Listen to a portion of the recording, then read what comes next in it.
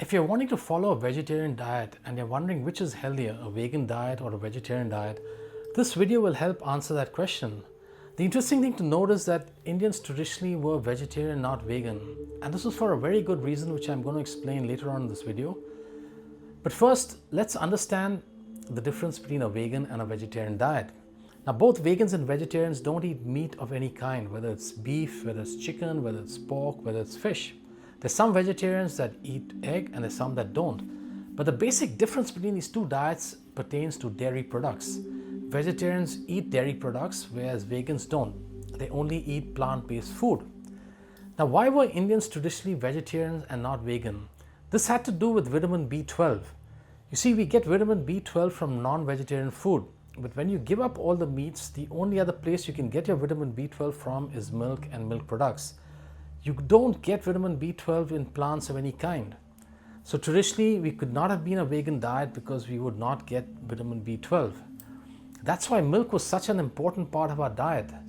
We used to use it as a cooking medium, which was ghee. Dahi or yogurt was a natural probiotic. Paneer was a major part of our diet. Some of our sweet dishes like kheer and rasmalai were also made from milk. And you'll find that our ancient texts, whether it was the Rig Veda, whether it was the Upanishads or some of the Ayurvedic texts, they all used to talk about the benefits of drinking milk.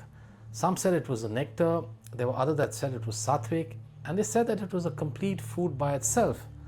So what's basically changed from ancient times? How are we different today? Well, milk is not that healthy as it used to be for a very good reason. Today in dairy farms, cows are injected with certain enzymes and hormones to make them produce more milk. Now, these enzymes are not healthy for the cow and nor are they healthy for us. They make milk tougher to digest and they often lead to constipation. The second thing is the treatment of cows in these dairy farms.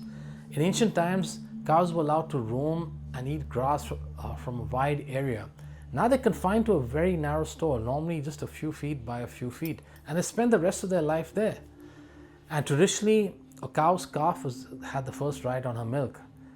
Now, it's not the same. It's all the milk goes for human consumption, and the calf is not really given priority. The other important point to note is that today you can get vitamin B12 from a supplement.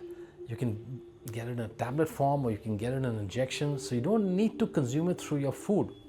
Now, all these factors make it easier to become a vegan, and you can still manage with your vitamin B12 requirement.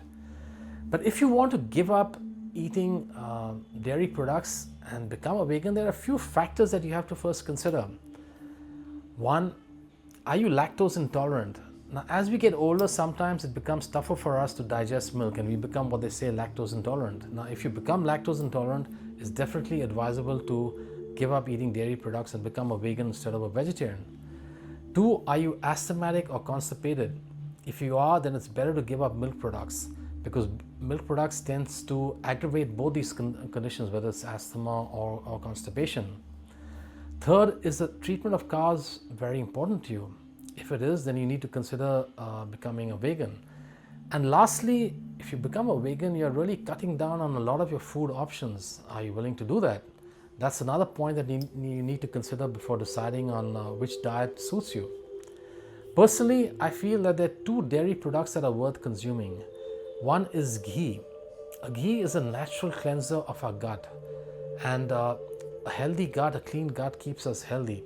That's something that all our Ayurvedic texts state.